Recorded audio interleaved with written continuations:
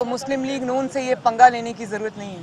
अच्छा मैडम, ये बता दीजिएगा कि ये आपने बार बार कहा कि इमरान खान के बड़े जो है वो मुस्तकिल तौर पे कॉल्स कर रहे हैं, तो क्या कोई आपको भी कॉल आई उस हवाले से, या आपके इर्द गिर्द ही कॉल्स आ रही हैं मुस्तकिल तौर के ऊपर, और कॉल्स करके वो कह क्या रहे हैं?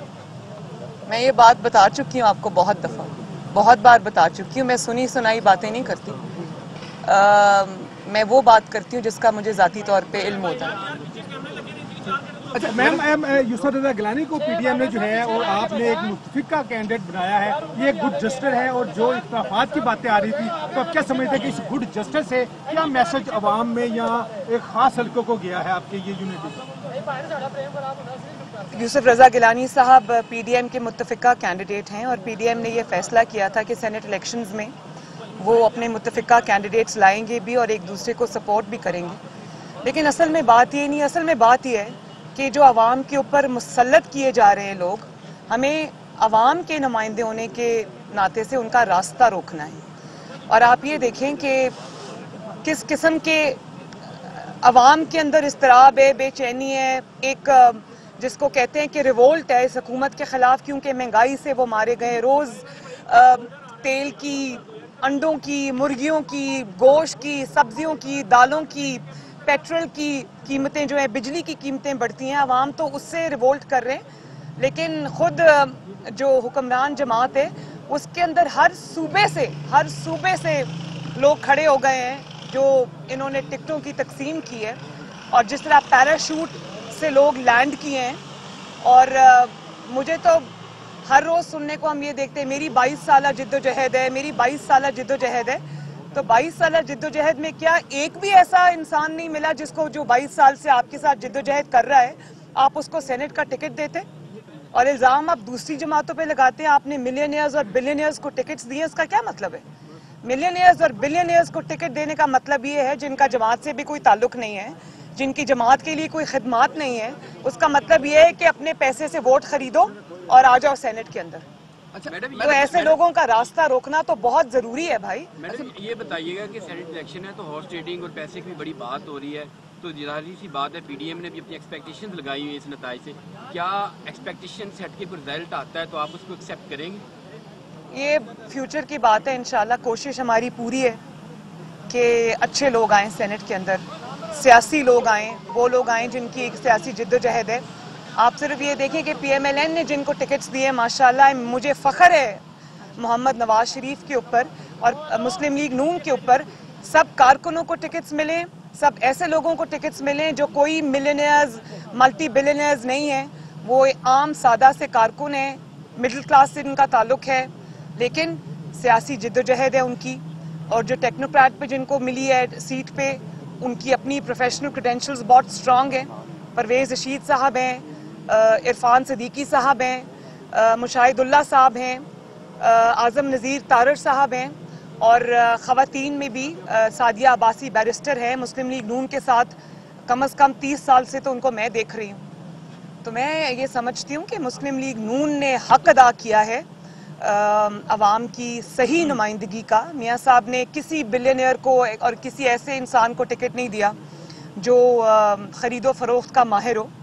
तो ये है असल तब्दीली, और जो बाकी जो खेल खेला जाएगा वो कौम के सामने आ जाएगा। ये इत्तलात है कि आसिफ अली जरदारी साहब ने मोहम्मद नवाज शरीफ साहब को ये राजी कर लिया है कि सेनेट इलेक्शन के बाद हम तहरीक एतमाद मूव करेंगे, क्योंकि गवर्नमेंट के अंदर भी अब सफ़ों में भी इख्तलाफ शुरू हो गया है। तो क्या ये जमहूरी प्रोसेस है, इससे इस्तिफादा हासिल किया जा सकता है? तो जो मैं हालात देख रही हूँ, ये ना हो कि सेनेट इलेक्शंस के दौरान ही अदम एतमाद हो जाए। वो कौन कर लाएगा? आप लोग लेके आएंगे अदम एतमाद या पीपल्स पार्टी लेके आएगी? कौन लेके आएगा अदम एतमाद? वो आवाम का गैज़ो गज़ब लेकर आएगा, और जिनको टिकट्स पैराशूट के जरिए दी गई हैं और जो खरबों रुपए अरबों रुपए हो रहे हैं, वो उसी के खिलाफ आएगा। अच्छा मैडम बता दें, चल रही थी हुकूमत की जानिब से, प्रोपेगेंडा भी किया जाता था कि पीडीएम बहुत जल्द टूट जाएगा, टूट चुका है। आप अभी तक ना तो पीडीएम टूटा है, पीडीएम का इतिहाद बरकरार है।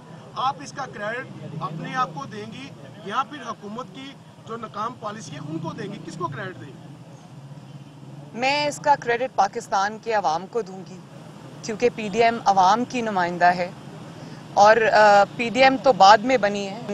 अवाम मेरा ख्याल है कि ऑपोजिशन से पहले बहुत आगे निकल गए थे। ऑपोजिशन लेट हो गई थी और ऑपोजिशन को अवाम की आवाज़ से आवाज़ मिलानी पड़ी। और जहाँ तक पीडीएम का सवाल है, मेरी ख्वाहिश है कि पीडीएम इस हुकूमत के जाने के बाद भी इंटैक्ट रहे, क्योंकि एक नया चार्टर जो है वो पीडीएम इस मुल्क को दे ताकि उस चार्टर के तहत इस मुल्क को चलाया जाए। और पीडीएम को तोड़ने के ख्वाब देखने वाले इंशाल्लाह खुद बहुत जल्द टूटेंगे और टूटते हुए नजर आ रहे हैं। आप अपना नाम ये बात काफ़ी नहीं है कि सुबह टिकट देते हैं, शाम को वापस लेते हैं, अगले दिन फिर एक अदम एतमाद अपनी जानिब से आ जाती है, अपनी जमात की जानिब से आ जाती है। लोग रो पड़े हैं, मतलब अपनी जमात रो पड़ी है कि खुदा का वास्ता है, जिस इंसाफ की तुम बात किया करते थे, जिस तोड़ जोड़ की तुम बात के खिलाफ तुम्हारी जिद्दोजहद तुम्हारे कहने के मुताबिक होती थी, तुम जो कर रहे हो उसके ऑपोजिट कर रहे हो। ये ऑपोजिशन कम बोल रही है, अपनी जमात ज्यादा बोल रही है। सर ये बताइए कि आप अपना नाम ईसीएल से निकलवाने की दरख्वास्त दे रही हैं और नवाज शरीफ के इलाज के हवाले से भी बताइएगा, क्योंकि कैसे आप आएंगे तो इलाज करवाएंगे, तो आप वो इलाज करवा रही हैं? एक तो मैंने बहुत शुरू में जब मियाँ साहब गए थे, मैंने एक दरख्वास्त दी थी हाई कोर्ट में, तो कोरोना की वजह से ऑब्वियसली सब कुछ सस्पेंड हो गया, तो वो भी अभी तक हमारी जो भी दरख्वास्त होती है वो पेंडिंग पे हो जाती है। लेकिन अगर मुझे अब कोई घर पे आके कहे, मेरी अपनी भी एक हेल्थ की छोटी सी प्रॉब्लम है, मेरी एक सर्जरी होनी है जो कि पाकिस्तान में हो नहीं सकती, लेकिन मैंने ये फैसला किया कि मैं इस हुकूमत को बिल्कुल ये रिक्वेस्ट नहीं करूंगी इंशाल्लाह कि मेरा नाम ईसीएल से निकाले। मुझे इस मुल्क से कहीं नहीं जाना, मेरा जीना मरना इस मुल्क के साथ है इंशाल्लाह ताला, इस मुल्क में है। ये प्लेजर मैं इनको कभी नहीं दूंगी। और अब मैं ये भी सुन रही हूँ कि आपस में जो मशावरत हो रही है, टीवी पे भी एक वजीर ने आके कह दिया कि मरियम को बाहर भेजो, मामला ठीक हो जाएंगे, और ये बातचीत हो रही है, मुझे इसका अच्छी तरह से इल्म है, लेकिन मरियम इंशाअल्लाह ताला बाहर नहीं जाएगी, आपको जाना पड़ेगा। बैकडोर राब्तों की भी कुछ खबरें जो है, अफवाहें जो है गर्दिश कर रही हैं, तो कोई ऐसा भी कुछ सिलसिला अभी चल रहा है बैकडोर राब्ते जो कुछ कुव्वतों? मैंने ये बात उस दिन जब मैं दस्का जा रही थी तो मैंने किसी सहाफ़ी भाई के सवाल के जवाब में ये बात कही थी कि बैकडोर राब्तों की ज़रूरत उनको है जो इस वक्त मुश्किल में है। पीडीएम को या पीएमएलएन को माशाअल्लाह बैकडोर राब्तों की ज़रूरत नहीं है। मैडम का पासपोर्ट जो सरकारी मुलाजमीन पर शैल गिराए गए इस्लामाबाद में, शेख रशीद की जानिब से कहा गया कि वो हमने टेस्ट किया था पीडीएम के लिए कि पीडीएम आएगी, उनके लिए तैयार किए गए हैं, इस पर क्या कहें? और धमकी दी भी उन्होंने कि इंसान जो है हैरान होता है कि किस किस्म की बातें ये लोग करते हैं। कल को ये ना कहना शुरू कर दें कि जी जो एटम बॉम्ब है वो अभी पड़ा हुआ है बहुत देर से, तो ज़रा जो महंगाई से पाकिस्तान के अवाम रो रहे हैं, हमने कहा ज़रा चला के देख लें। मतलब इस किस्म की बातें करना तो मेरी तो सोच से भी बाहर है कि कैसे कर लेते हैं। मैडम का पासपोर्ट एक्सपायर होने को जा रहा है, जबकि उनके पीछे मुकम्मल एक उनका अपना एक वोट बैंक है, 3 बार के वज़ीर आज़म है, तो इस पे काउंटर स्ट्रेटेजी पाकिस्तान मुस्लिम लीग नून की क्या है? मियाँ साहब वहाँ पर अपने जो भी लीगल उनका जो पॉसिबिलिटीज़ हैं वो ज़रूर कर भी रहे होंगे, उसको एक्सप्लोर दे भी रहे होंगे, लेकिन एक मरियम नवाज शरीफ आपसे नहीं संभाली जाती। नवाज शरीफ को वापस ले आएंगे तो क्या बनेगा? मैडम ये बताएं कि गवर्नमेंट, आप देखती हैं कि गवर्नमेंट 5 साल पूरे करेगी, कर रही है ज़िमनी इंतखाब में, बात देखा ये जाता है कि इंतजामिया मुलवस होती है धांधली में। आप किस हद तक पूरी उम्मीद है कि आपके ये कैंडिडेट जीतेगा? और दूसरी बात, सेनेट चेयरमैन की पहले जब वोटिंग हुई तो जीत गए, हालांकि ऑपोजिशन के वो कैंडिडेट नहीं थे, अब आप कितने पूरी उम्मीद है कि सेनेट में चेयरमैन पीडीएम का उम्मीदवार जीत जाएंगे? मैं बहुत पुरुमीद हूँ, इंशाल्लाह खैर होगी। देखिए 2018 के जो हालात थे और उसके बाद जब सेनेट चेयरमैन तब्दील हुआ तब ये एक पेज पे थे। अब तो एक पेज वालों ने भी ये कहना शुरू कर दिया है कि भाई आपने हमें इतना बेइज्जत करा दिया है कि अब अपने मामलात को आप खुद ही संभालें, या तो अपनी परफॉर्मेंस इम्प्रूव करें या अपनी कारकर्दगी इम्प्रूव करें, वरना हमारे इदारे के अंदर से भी ये आवाज़ें उठ रही हैं कि आप लोगों ने किसी ऐसे इंसान को क्यों सपोर्ट किया जिसने मुल्क का ये हाल कर दिया। तो अब ये जवाब तो जाहिर है सिलेक्टर्स भी मांग रहे होंगे, वो कह रहे होंगे कि भाई तुम्हारी कारकर्दगी ने हमें भी शर्मिंदा कर दिया। तो जब इस किस्म के हालात हो जाएं तब इलेक्शन चोरी करना अगर इम्पॉसिबल नहीं तो मुश्किल ज़रूर हो जाता है। और मैं खुश हूँ कि सेनेट के इलेक्शंस में जब चेयरमैन सेनेट का इलेक्शन हुआ था उस वक्त बड़ा अफसोस हुआ था कि पाकिस्तान की सियासत क्या शक्ल इख्तियार कर रही है और ये ख़रीदो फ़रोख्त जो होती है, डराना धमकाना जो होता है। लेकिन अब मैं हाइंडसाइट के साथ ये सोचती हूँ कि इस किस्म के वाक़यात अगर मुल्क में ना हो, तारीख़ में ना हो, तो कौमें कभी सबक नहीं सीखती। और अगर ये वाक़या ना होता तो ये इतनी बुरी तरह एक्सपोज ना होते। आज जब ये बात करते हैं कि शो ऑफ हैंड्स होना चाहिए या ओपन बैलेट होना चाहिए, तो आवाम को वो वक्त अभी बहुत दूर नहीं गया। सब याद आ जाता है किस तरह आपने सेनेटर्स को और MPAs को और MNS को फ़ोन करवाए, धमकियां दिलवाई, उनकी फाइल्स खुलवाई, उनके वोट खरीदे। एक एक MPA को फ़ोन गया, हमारे लोगों को फ़ोन गया, किसी को वीडियो कहा कि आपकी वीडियो हमारे पास है, किसी को कहा कि आपकी फाइलें हमारे पास हैं, सब कुछ हमारे पास है। सीधी तरह धोखा दो जमात को। तो ये कर सकते हैं खुफिया तौर पे इधर उधर, लेकिन जमातों को अल्हम्दुलिल्लाह ये तोड़ नहीं सके। जो MPAs हैं, MNAs हैं, अवामी नुमाइंदे हैं, सेनेटर्स हैं, उनको भी इनके साथ डील करना आ गया है। उनको भी ये पता है कि अगर वोट डरा धमका क्या जाता है तो, लेकिन वो जमात को छोड़ने को वो भी तैयार नहीं है। ज़िमनी इंतखाब के हवाले से मैं ये ज़रूर कहूँगी कि देखिए, उस दिन डस्का में 13 घंटे मुसलसल मेरी कैंपेन थी, रैली थी। जिस तरह एक छोटा सा जगह है डस्का, जिस तरह अवाम वहाँ पर उन्होंने अपनी सपोर्ट शो की, मेरे ख्याल में अल्हम्दुलिल्लाह उसी दिन वहाँ पर मुझे तो पता चल गया था कि शेर जीत गया। हाँ, अगर आपने कुछ करने की कोशिश की तो ये याद रखना कि ये चीज़ छुपी नहीं रहेगी।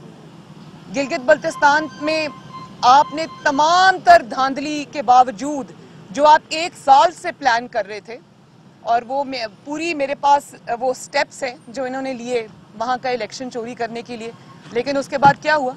6 सीटें आपको टोटल मिली और मुस्लिम लीग नून के 6-7 बंदे आपने तोड़े GB में। और किसी को, और मुझे ये पता है ज़ाती तौर पे कि किस तरह डराया धमकाया गया उनको।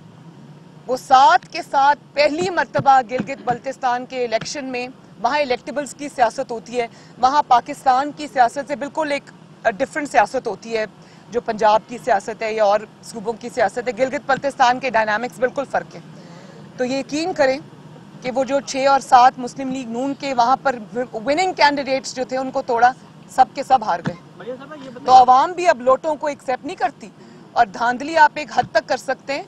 जब आवाम खड़ी हो जाए तो धांधली करना भी मुश्किल हो जाता है। हाउएवर, मैं आज मीडिया के थ्रू ये मैसेज देना चाहती हूँ इंतज़ामिया को भी, जहाँ जहाँ बाई इलेक्शंस हो रहे हैं, चाहे वो वज़ीराबाद हो, चाहे वो डस्का हो, चाहे वो नौशहरा हो, कि मैं ये ब्यूरोक्रेसी को भी, पुलिस को भी, इंतज़ामिया को भी ये मैसेज देना चाहती हूँ कि आप आवाम के खादिम हैं, आप इस मुल्क के खादिम हैं, आप इदारों के लिए काम करते हैं। तो अगर आपने किसी डर या धमकी में आकर, या इस खौफ से कि आपको चीफ मिनिस्टर हाउस बुला लिया जाएगा और आपको नौकरी से फारिग कर दिया जाएगा, अगर आपने किसी भी तरह इस हारी हुई जमात तहरीक इंसाफ की आपने मदद करने की कोशिश की, तो याद रखें कि अवाम आपके चेहरे देख भी रहे हैं और पहचान भी रहे हैं। आपको इसका जवाब बहुत सीरियसली बाद में देना पड़ेगा। ये मैं इनको एक मैसेज दे रही हूँ। तो मुझे उम्मीद है कि आप अपने हल्फ से, अपनी नौकरी से, अपने मुल्क से गद्दारी नहीं करेंगे। 45-46 ममालिक की जो अफवाज है मुश्तरका अमन मशकें कर रही हैं, हुकूमत इसको अपनी कामयाब खारजा पॉलिसी के सम्राट गिरदान रही है। क्या आप भी समझती हैं कि ये खारजा पॉलिसी के असरात हैं? क्या ये खारजा पॉलिसी है कौन सी हमारी भाई? हमारे तो दोस्त मुल्क हमसे नाराज हैं। वो हमारे तो दोस्त मुल्कों ने हाथ खड़े कर दिए हैं कि ये है आपकी खारजा पॉलिसी। कश्मीर पे आप देख लें, पैसे आप मांगने जाते हैं, आपको वहाँ से पैसे नहीं मिल रहे। सारे जो दोस्त ममालिक पाकिस्तान के साथ यूं खड़े थे और दहाइयों से पाकिस्तान के दोस्त थे, आज आप अपनी नाकाम खारजा पॉलिसी से गवा बैठे हैं उसको। पूरा का पूरा तवज्जो आपकी ना अवाम की तरफ है, ना महंगाई की तरफ है, ना खिदमत की तरफ है, आपकी ना खारिजा पॉलिसी की तरफ है। सब मिल के जब एक ऑपोजिशन पे आपने तवज्जो रखी हुई है और उसमें भी आप नाकाम हो रहे हैं, तो फिर हर महाज पे आपको नाकामी का सामना तो करना पड़ेगा ना। और एक और बात मैं ये कह दूं कि आज मैं कहीं सुबह पढ़ रही थी कि बहुत सारे ब्यूरोक्रेट्स, सरकारी ऑफिसर्स ऐसे हैं जिनको शायद आज कोई नोटिस मिला है, 200-250-300 शायद हैं, और उनको कहा गया है कि आपकी कारकर्दगी अच्छी नहीं है तो आपको निकाल दिया जाएगा, उनको नौकरियों से फारिग कर दिया जाएगा या उनकी जवाब तलबी हो गई है। मैं तो सिर्फ ये कहना चाहती हूँ कि मुझे बहुत तरस आता है सरकारी मुलाजमीन पर भी, ब्यूरोक्रेसी के ऊपर भी, और जो भी इस वक्त हुकूमत का साथ देने पर मजबूर है। एक तो उनकी तनख्वाहें नहीं बढ़ी, महंगाई से वो भी अफेक्टेड हैं, जब वो सड़कों पे आते हैं तो उनको पर शेलिंग होती है, आंसू गैस होती है, लाठी चार्ज होता है। और दूसरा, इमरान हुकूमत की अपनी नालायकी और नाअहली जिसकी वजह से मुल्क तबाह हाल है इस वक्त, उसका इल्ज़ाम आप ब्यूरोक्रेट्स पे डाल रहे हैं, तो ये तो बड़ी अजीब बात है भाई। तो ब्यूरोक्रेट्स को तो आपने पूछ लिया कि आपको निकाल दिया जाएगा, आपकी कारकर्दगी क्या है, तो जिसकी सबसे 73 सालों में सबसे नाकाम कारकर्दगी है ही नहीं, जिसका नाम इमरान खान है, उसको कौन निकालेगा? इंशाल्लाह अवाम निकालेगी और बहुत जल्द निकालेगी, क्योंकि अवाम अब इसकी मुतहम्मिल नहीं हो सकती। आखिरी सवाल प्लीज, मैंने निकलना है। हुकूमत में आपने ये कहा था कि यूसुफ रजा गिलानी और इमरान खान एक हैं, अभी आपने उनको पीडीएम का कैंडिडेट, मैंने तो ये नहीं कहा। पीडीएम का इजलास हुआ था, उसमें आसिफ जरदारी साहब ने कहा था कि मेरी भी कुछ बातें मान लें, तो पीडीएम उनकी कितनी बातें मान रही है? क्या तमाम बातें उनकी मानी गई? अभी तक तो अफवाह तफहीम से चल रहा है। Thank you. Maryam Nawaz media से गुफ्तगू करी थी, उन्होंने कहा कि ये बातचीत हो रही है कि मरियम को बाहर भेजो, मामला ठीक हो जाएंगे। मरियम बाहर नहीं जाएगी, पीडीएम को बैकडोर राब्तों की जरूरत नहीं है। मैं इस हुकूमत को बिल्कुल नहीं कहूंगी कि मेरा नाम ECL से निकालें। हमने सादा कारकुनान को टिकट दिए जो अरबों खरबों पति नहीं है।